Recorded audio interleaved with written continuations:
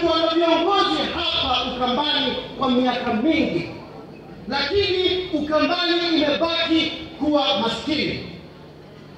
Our counties in Ukambani are among the poorest in this country.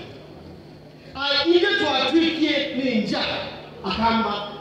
Mwenatuikie kukala na umaskini. Mnataka Wakamba tubaki na umaskini? Mnataka tuendelee? Mnataka maendeleo? Tulipoanza mambo yetu ya chama, tuliongea na president of this country, Ruto. Tukamwambia Ukambani hii imebaki nyuma sana. Hapa Kitui kwa mfano, Kitui iko na waziri? Hatuna. Kitui iko na waziri? Hapana. Sasa mambo ya Kitui yanashughulikiwa na nani katika nchi?